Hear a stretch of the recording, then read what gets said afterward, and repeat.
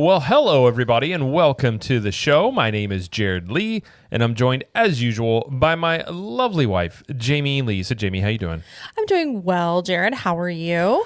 I'm doing well. I'm doing very well. I don't know if you saw there was a slew of trailers. I say slew. There were two trailers that came out that I think were of interest to many people, one of which was Mario Galaxy, which I think looks awesome. Very excited for that. Mario Galaxy is also a great game. But the other one is the live-action trailer for Moana. Did you happen to see it? I did. It's just a teaser, but yes. Right. So what was your initial thoughts on that? I unfortunately with the live action remake and the animated version, you're doing a lot of comparisons like, oh, does she look like Moana? Does she look like the chief? Or does he look like the chief? Does, yada yada, all that stuff. So I was very fixated on that. Right. But lots of CGI. Lots of CGI in this. And that's the thing. Like, we talked a lot over the years about live action remakes, and I'm not a fan of them. I'm not a fan of like a bunch of sequels either. But a movie it hasn't been that long since the first Moana. And then you had a Moana 2 that just came out. And so now this live action remake, it looked almost like a shot for shot remake of the cartoon movie with high levels of CGI. So in many ways, this really, like, I'm curious as to how this will play out, because it's just very interesting that this is almost like it's not fully live action. Like, it's animated just in a different way. Almost. Yeah. But I'm actually very curious as to the reception of this, given how close this is to the first one. Like, first we were remaking live action remakes that were from 20 years ago. And now you're down to like, oh, this movie came out like, when did Moana come out? 10 years ago? 2016. Okay. So almost 10 years ago. And you already have a sequel and a live action remake. I'm like, yeah. I don't know about this. I don't know. Maybe it'll be good. They didn't show a lot in it, but some of the shots in it, you're just like, that looks exactly like the cartoon. Just a live action version of it. Yeah. I mean, we'll see how it goes. It's supposed to come out in, I think, April. No, May? I think it's May. May or sometime this summer or late spring. That's when they all come out. I think the trailer looked good from a visual standpoint. But I am curious how it'll be received. Like, where is the audience at with live action remakes now? We will find out about that at some point. But on the show today, we actually have some news we're going to go over, including Disney's fourth quarter earnings call that they talked about, the fiscal earnings report for the fourth quarter. We also have, is dynamic pricing, like we've talked about before, is that on its way? Because it seems like it very well might be on its way, as well as a rumor. And then we're going to go over, Jamie and our daughter went and did 4 parks in one day.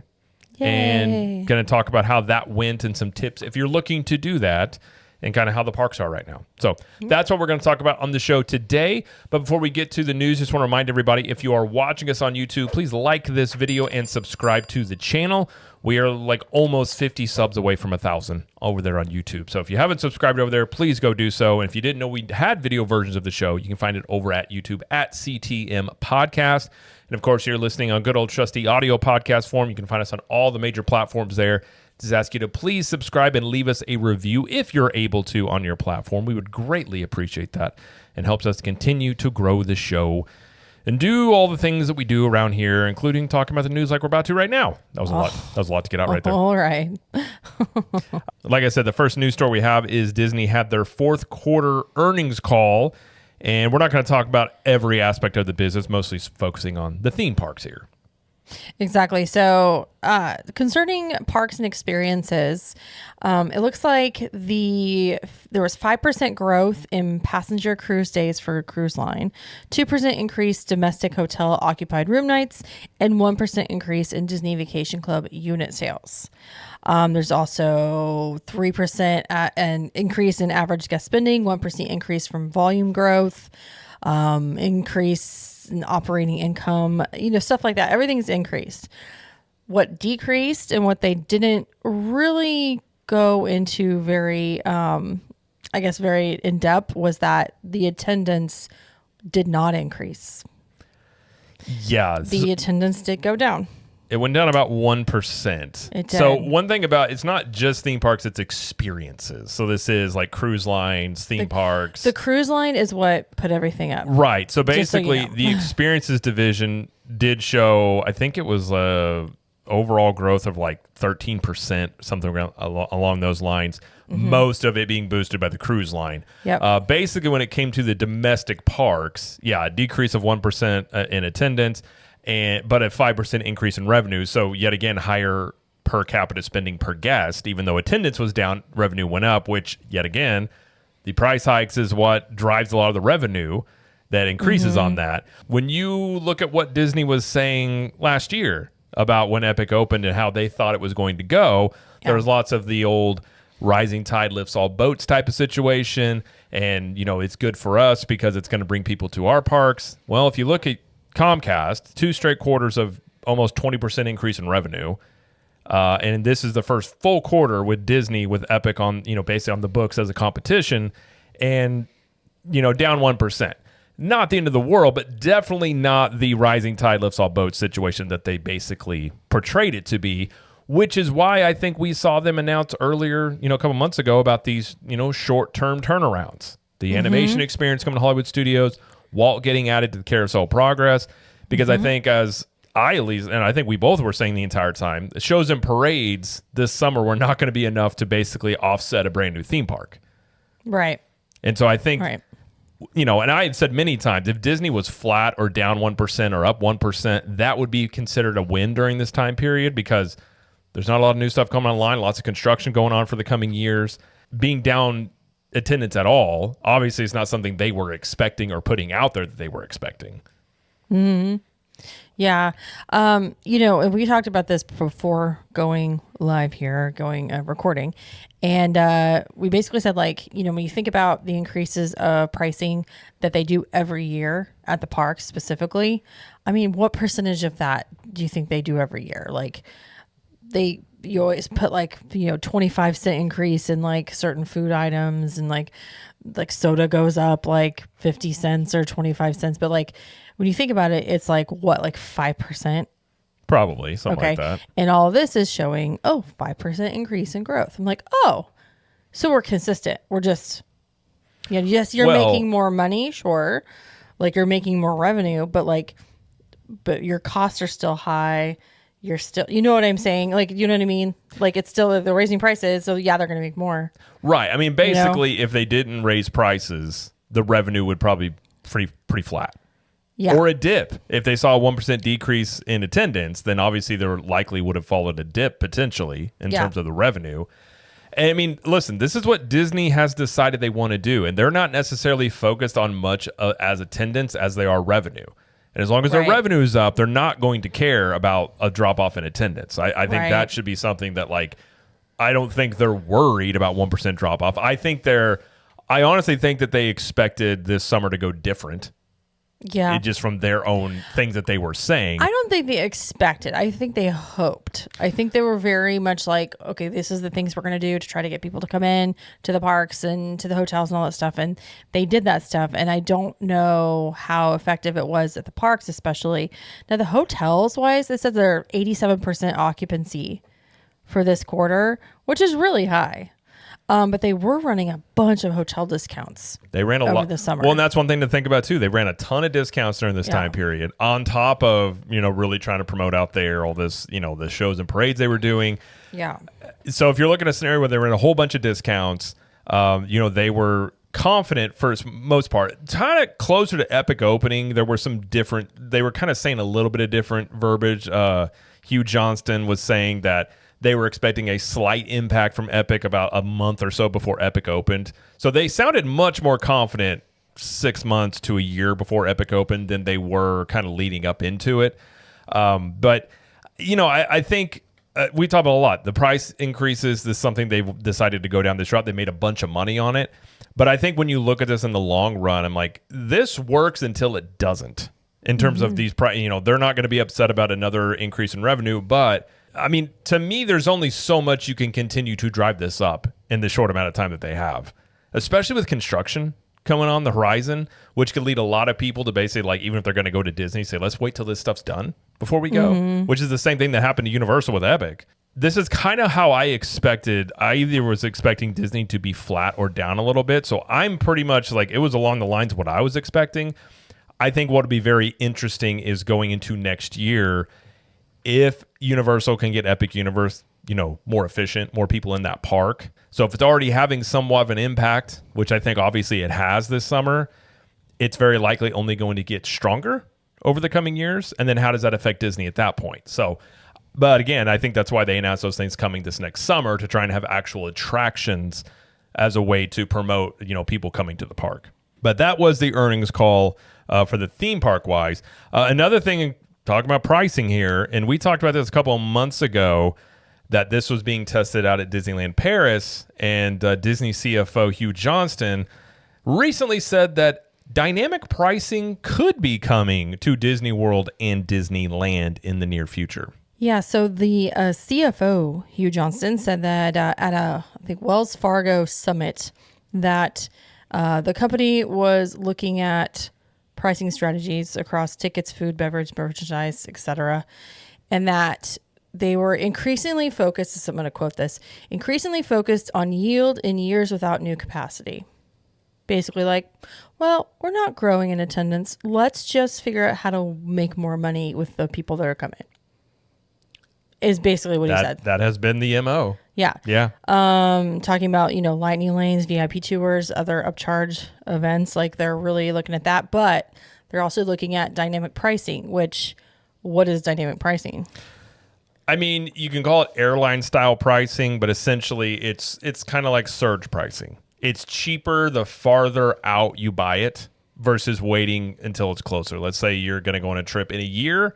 Your cheapest ticket would be to buy it right now versus 6 months later or a week before you go. Yeah. As typically the price is only going to go up as essentially like availability is not there. Yeah, and so they've been testing this in Disneyland Paris, and I guess it's going well. And he is basically alluding to the fact that they are considering bringing that over here to the U.S. at Disneyland and Disney World. So. Yeah, we talked about this. This is nothing new. This was a rumor that this was going to roll out last summer. But this is the first time we've heard something concrete. Yes, this is the first time they've actually ever addressed it. They're going to do this.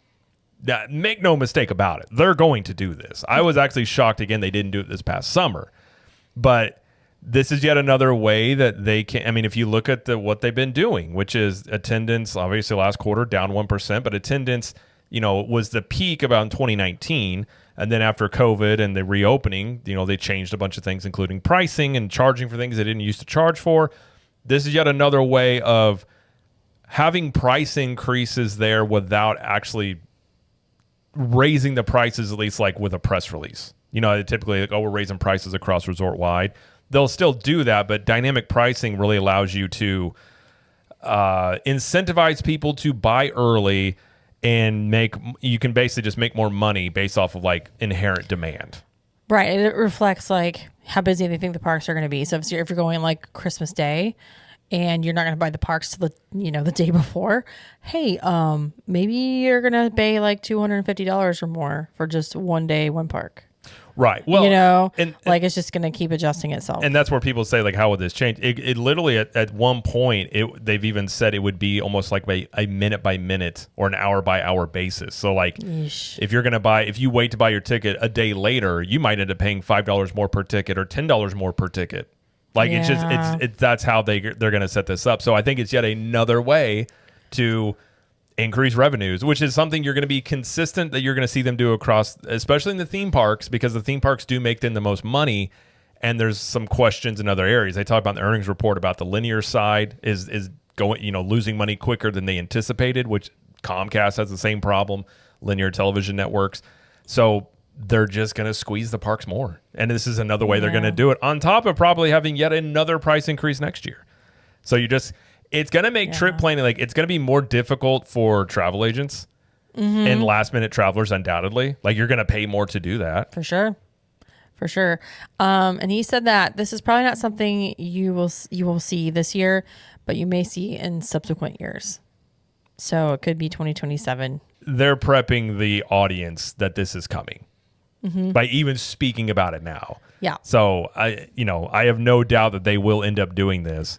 And it'll probably, I wouldn't be shocked if it bumps up the revenues 5% or more by doing stuff like this. Yep. And so it's just, and this is the thing I've talked about before. It's like all these things work until they don't. listen, they're going to do stuff like this until they get the pushback that people aren't willing to pay these prices. Again, look at the Christmas parties. They raise all the prices on Halloween Christmas parties, and those sell out. Yeah. So you can know next year those are going to go up too. So, from a business standpoint, it's definitely hard to fault them, because if I was selling a trinket and I kept raising the price and people kept paying it, you're like, well, okay. Until I raise it too much. I'm like, oh no. Oh, okay. I raised it too much. Now what do? That is a potential situation out there. We just don't know what the ceiling is. Right. But I think they're going to I think they are in search of finding the ceiling. I think that it's like their mission statement. Like, we need to figure out how much people are willing to pay, and before they really push back. Yeah. So, I mean, from a guest standpoint, obviously it sucks. Oh, for sure. Because everything in life has gotten more expensive. But everything. I do wonder. I mean, we're going on 5 years now of these like price increases very aggressively. How high do they take these? And really, you got to think, by the time the things that they're building come open, I mean, what are you looking at a day ticket price of? I don't know. I think by the time Cars opens, you're probably talking potentially in the mid 200s on a single day ticket. Could be. If you're talking a couple years, 3 or 4 years down the road. Mm-hmm. So we'll see. But don't be surprised when you hear about dynamic pricing, because it is coming at some point. Oh, yes. Undoubtedly. But all right. Well, speaking of the Christmas party and the price increases that were there this year, all dates for Mickey's Very Merry Christmas Party are officially sold out. Yep. December 16th was the last day to have tickets available. All remaining Jollywood Nights tickets for all the dates that are left are still available. So, yeah, Jollywood's not doing as well. Although that party is improving, but it's still unproven to many people. Yes. Now, I did know somebody just went recently, and he said they really enjoyed it. Yes. So I think it is getting better from that standpoint, but still, it's Mickey Very Merry Christmas Party is kind of the OG. And like word of mouth is very strong with it. Like you're saying, like he said, he had a great time. Word of mouth is what gets people to buy tickets. So like if you see this is available and like you hear that, oh, it's okay, then you're probably going to pass. But if Mickey's Very Merry Christmas Party is like, it's solid, it's reliable, and you're like, I know what I'm getting there. Well, I think the first year of Jollywood didn't help. No. I think being as bad as it was the first year definitely did not help them in coming, in the years since then. So it's still kind of been like working itself out of that hole of, a lot of people talking about a bad experience that first year, including us. I agree. But the second year was much better. But absolutely. Yeah. So, all right. Well, speaking of Christmas, the Festival of the Holidays menus have also been released. Yes. And we're going to have a full preview of the festival next week. That'll include the holiday kitchen menus, so look out for that. It'll probably come out Wednesday because Thursday is Thanksgiving, so we'll have it come out on Wednesday. There we go. And then there's also a new exhibit inside of Walt Disney Presents that is in Hollywood Studios. Yeah, so this is new. This is a seasonal display that showcases holiday films, The Santa Claus, Disney Noel, Babes in Toyland, and The Muppet Christmas Carol. So you can see props, costumes, artifacts from the films, pictures, posters. And then in the theater, you can watch classic holiday shorts and like just one after the other. Okay. That's kind of cool. I like artifacts. I love artifacts. Like genuine stuff, not all replications. Yeah. Those Egyptian artifacts are my favorite, but the Egyptians. Movie ones are good too. Like costumes from Muppet movie, like the little tiny costumes that the Muppets wore. Is that what they have in there? Yeah. Oh, okay. They do. I like that. It's really cool. I mean, the Santa Claus is one of my favorite Christmas movies, so it is a good one. It is a very good one. I can't believe it's over 30 years old. That makes me feel old. Thank you for that, Jamie. I know. I love when people do that. And they're just like, did you know 40 years ago the Super Nintendo came out? You're like, I hate you. Why do you have to remind me? Yeah.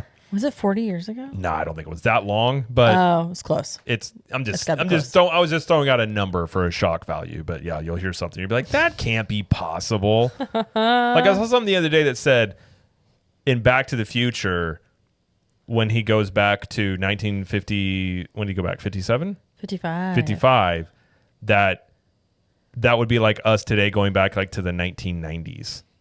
You are correct. And I was like, no. It's like going back to 1995. Yeah. No. Yeah, it is.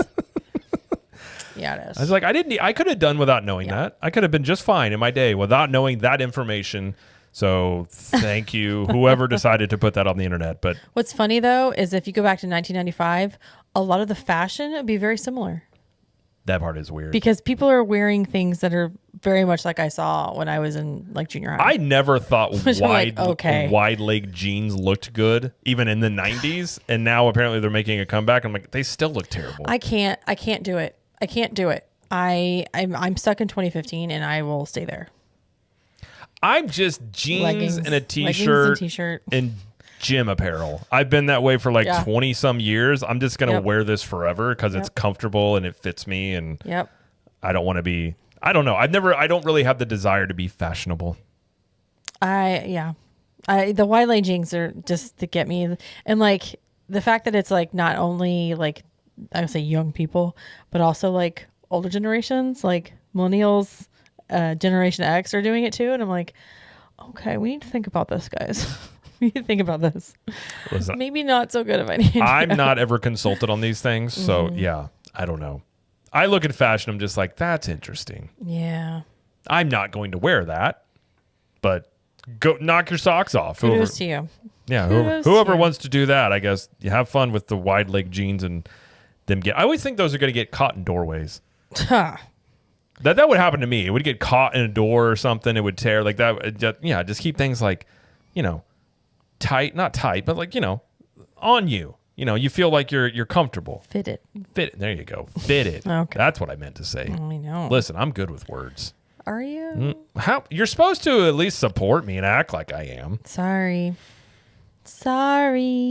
That is not a very sincere sorry. I'm sorry. Well, that's the news that we have, but we do have a rumor, and I'm very curious as to what people are going to think about this one. Yeah. And the rumor is there's a store at Disney Springs called the Disney Drop Shop that is coming.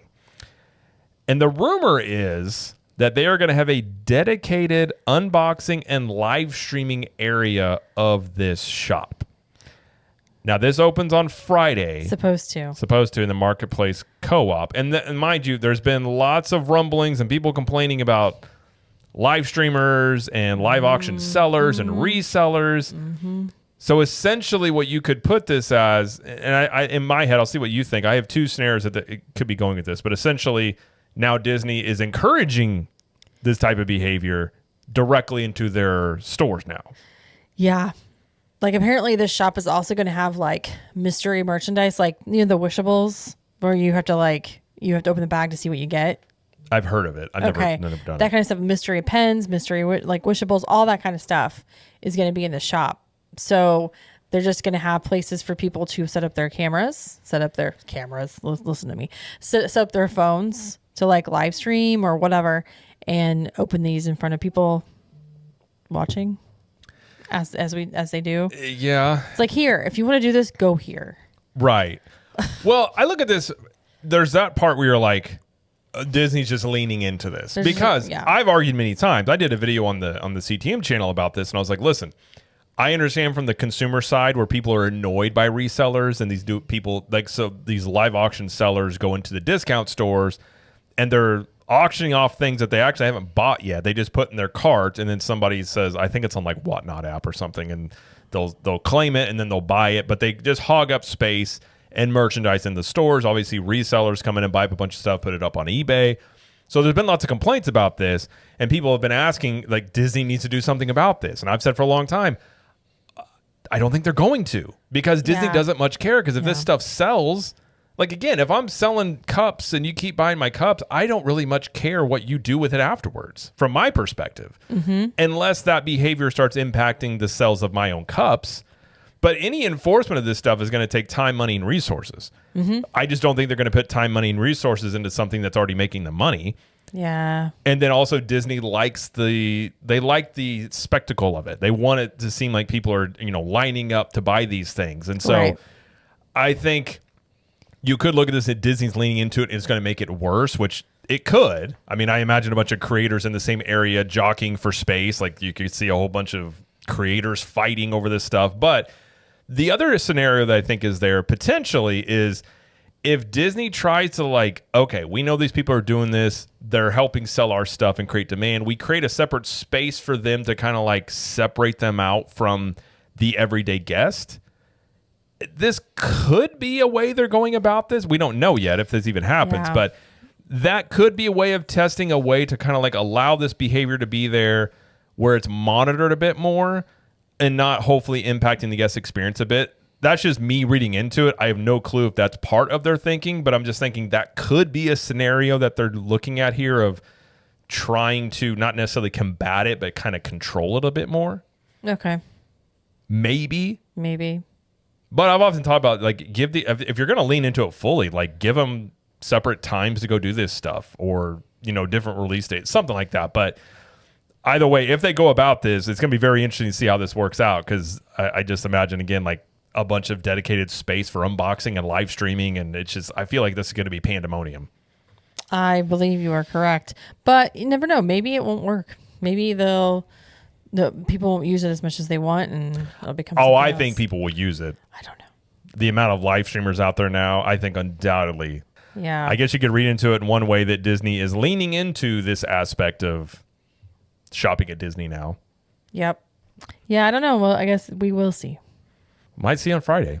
Mm-hmm. So if you hear about a big Disney Springs brawl between creators and live streamers on Friday, you probably can guess it would be here. Probably, yeah. Yeah. And then it gets shut down real quick. But I guess we will find out on there. But all right, well, that's going to do it for the news and rumors section. Every once in a while we have a rumor out there. But we're going to move on to talking about Jamie's trip to Disney World, where she did 4 parks in one day with our daughter. Had a little mommy-daughter day.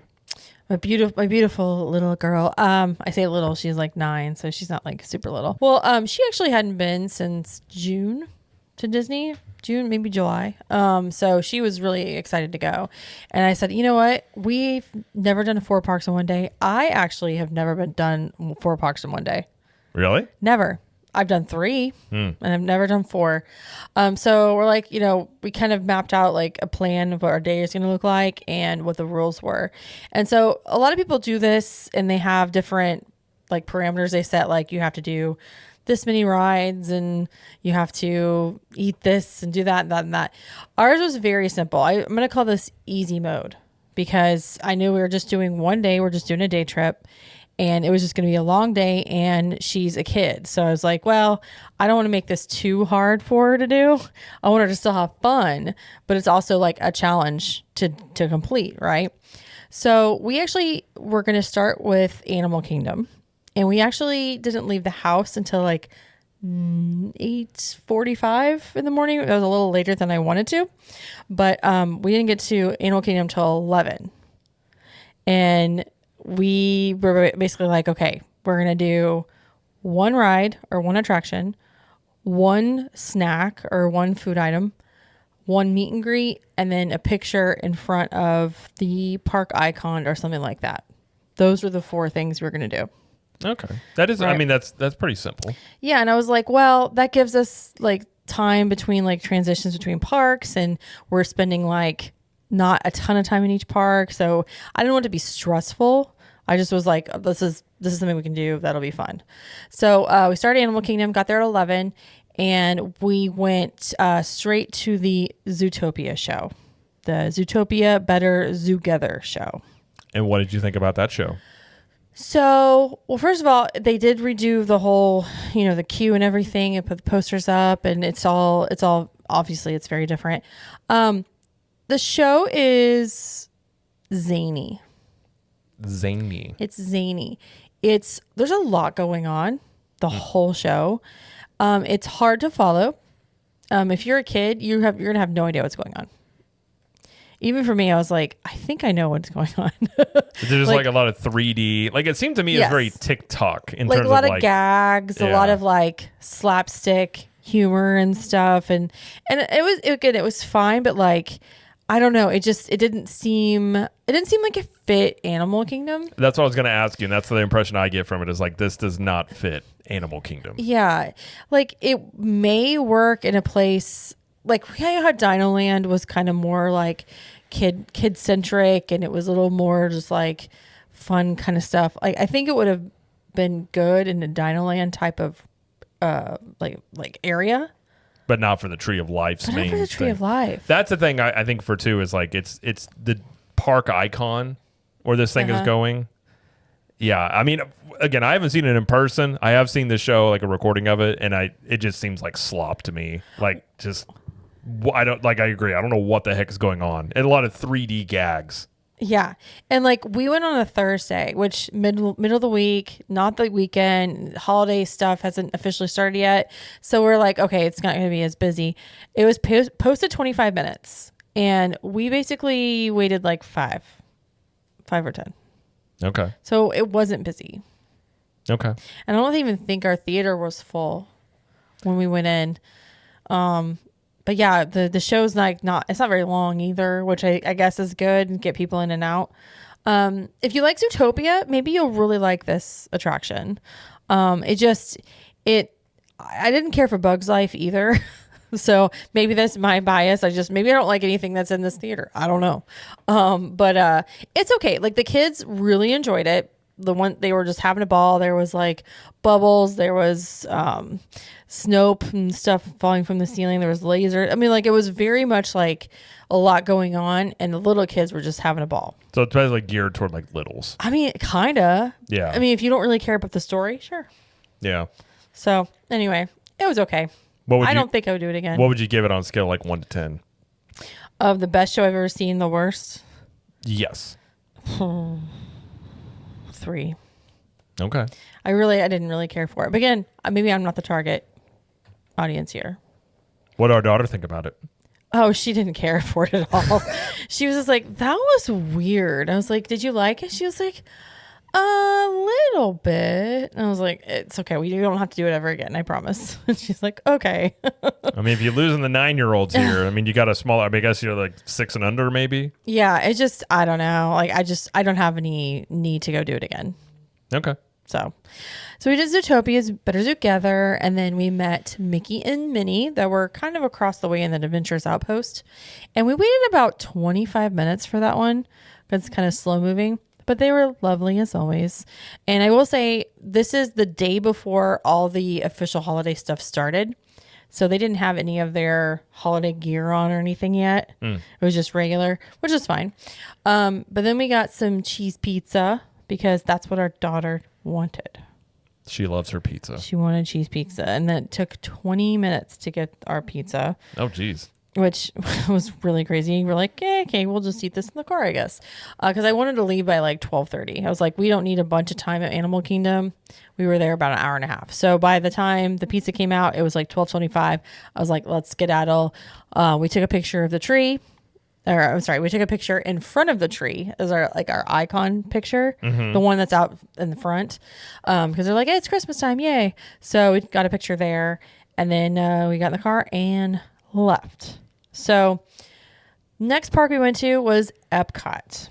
Now, Epcot was interesting because we knew we wanted to see Magic Kingdom a little bit in the dark, like the Christmas decorations and stuff. So, and we knew that Hollywood Studios is also pretty with the Christmas decorations. Epcot is not decorated yet. At least not at that time. It wasn't. The tree wasn't even up. The tree went up the day after we left, by the way, at Epcot. I was like, great. So none of the decorations really up yet. So we're like, okay, well, let's do Epcot next. So we parked at Hollywood Studios. And we did this because I wanted to end at Hollywood Studios and I didn't want to have to like backtrack and find our car and all that mess that would have been. So we parked at Hollywood Studios and we took the Skyliner over to Epcot. Okay. And so we had to do Cosmic Rewind. Because that's her favorite ride at Epcot. I'm like, okay, fine, pull my leg. And so we did that. But you forgot your motion sickness stuff. I did. I forgot to take it. And I was okay. But then by the end of the day, I was like, okay, I'm starting to feel I'm still shocked that you can ride that ride at all. Well, I did. So I did take my allergy pill. Mm-hmm. And that does have a little bit in there. So, like, I'm a little bit okay covered with that. Right. but not totally. Usually you have to I just take, remember like, the first half. time I rode that because I rode it before you, and I was like, Yeah. "You're gonna die on this thing," Yeah. and you were Yeah. like, "I'm gonna do it." And you've ridden it multiple times. I have. It's my favorite ride. I love it. And I also know the tricks to like how to not get sick, like where to look and how to move my head. So I try those. But anyway, so we did Cosmic Rewind, 45-minute wait, not bad. We got some just popcorn, just regular Disney popcorn, because again, that's what she wanted. And then we got to pick in front of Spaceship Earth. And again, all of this stuff, like Spaceship Earth, popcorn, we met Mickey, Goofy, and Minnie. We waited no time at all. So it wasn't that busy. It was not busy at Epcot. Okay. It was not. So we got there about 1:15 and we left about 3:00. It's pretty efficient. Very efficient. And I was like, okay, great. So we took the monorail over to TTC and then took the express monorail over to Magic Kingdom. So by the time we got done all of that, it was about 3:45. We were walking into Magic Kingdom. And actually, I take that back. It was more like 3:30 because they weren't letting people into the park yet for the party because there was a very Merry Christmas party that night. Mm-hmm. They were all lined up right in front of the touch points, and it was packed. It was so packed. I was like, okay, well, we're going to do our thing and we're going to leave, right? But I wanted to get there before they started letting people in because she wanted to ride Seven Dwarfs Mine Train. And I said, if we get there after they let people in, the line for that's going to be terrible. Right. Because people are coming for the party. They're going to line up for that. I know it. So we got in about I want to say it was like 3:35, 3:30, something like that, and went straight to Seven Dwarfs Mine Train. And the posted wait was 40 minutes. And while we're in line, about 10 minutes in, the ride went down. And they come over the speaker and they say, hey, the line is down. We don't know when it's coming back up. If you would like to leave the line, you may do so.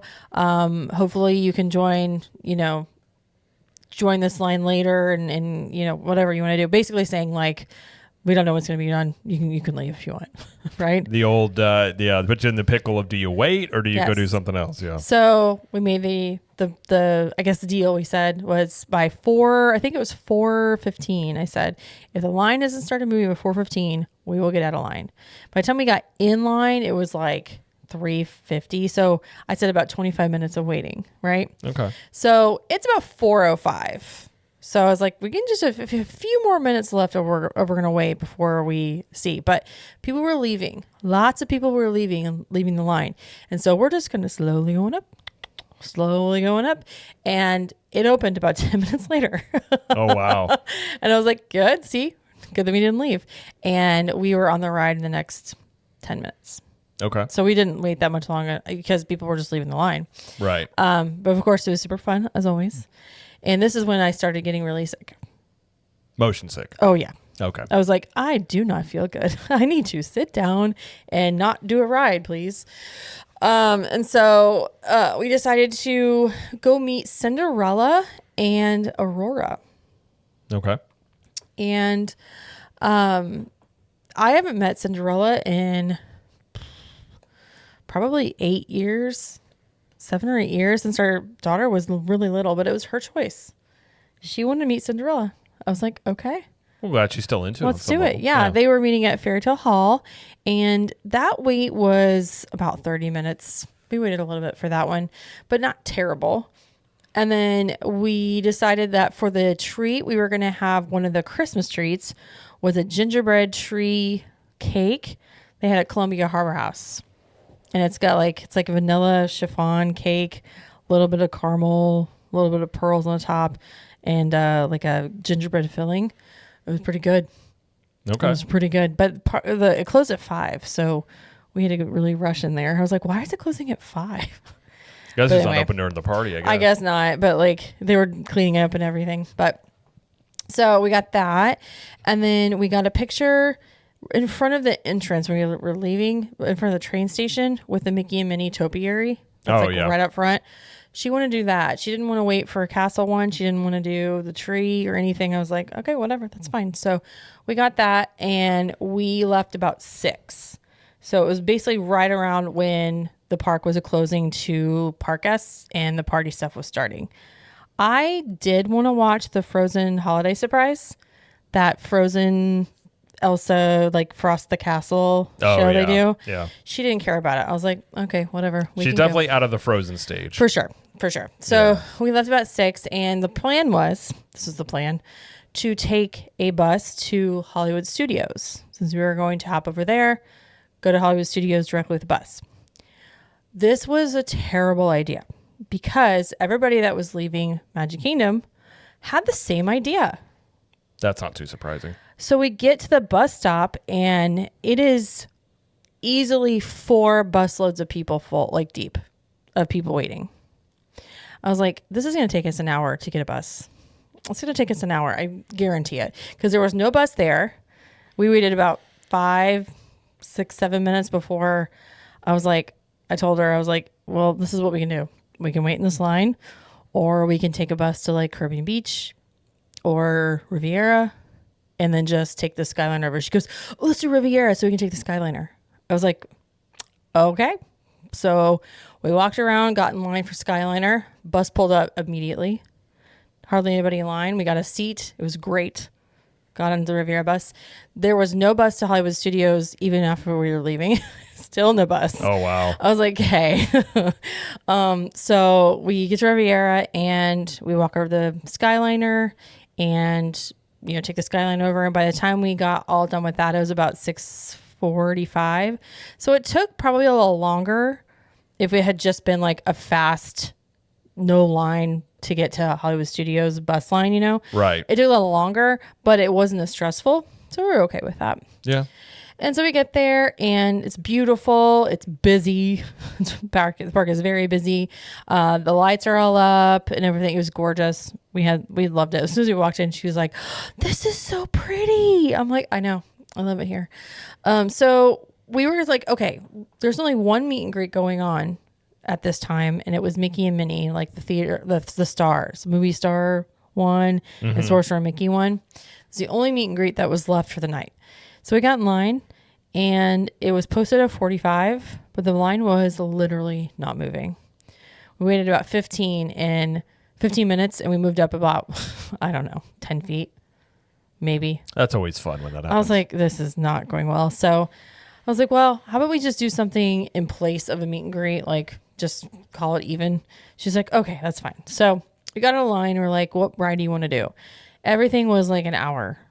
Because again, everybody's coming from Magic Kingdom over to Hollywood Studios. So we decided to do Star Tours because it was a walk-on. Star Tours is great. It's great when you don't feel motion sick. Well, in your case, that's true. Correct. And so I had to close my eyes the whole time, took off my glasses. I bared with it. I just to try to get through it. That was okay. So we got out and we're like, you know what to take with the Star Tours theming, I guess. We got a Wookiee cookie over at Backlot Express. Those are good. They're huge. It's basically like an oatmeal cookie with vanilla frosting in the middle. It's so good. It's basically diabetes in a snack. Diabetes. But we did that because we were going to take a picture in front of the tree on the way to Fantasmic. And that was our replacement for the meet and greet. She wanted to watch Fantasmic. Okay. I was like, okay. So we got there a little after 7:30 and ate a little bit of the cookie. Got a great spot, by the way. It was close enough to see everything, and it was on the opposite side where I usually sit. I always sit on the left. This time we sat on the right. It was great. We left a little bit early so we could leave and not have to get all the crowds. Yeah, the crowds in that thing are the worst. Getting back there and out of there is terrible. Fantasmic crowds at the end are just really ugh. So we left a little bit early and just watched it from the top, and she was fine with that. And then, but yeah, by the time we got back to Sunset Boulevard, it was 8:40, and we're like, all right, we did it. That was our 4 parks in one day, and we got in the car and headed home. So it's a good day overall, though. It was very tiring. She was tired. We walked a lot, a lot of time spent in transitions, which is part of what doing this in cases. But it was very stress free. We really weren't stressed at all. We just kind of wanted to to do this, and we wanted to just take it easy and, you know, rode some rides that we love.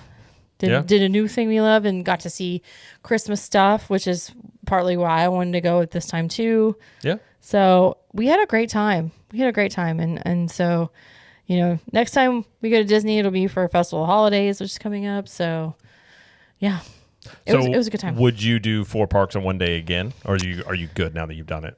I'm probably good.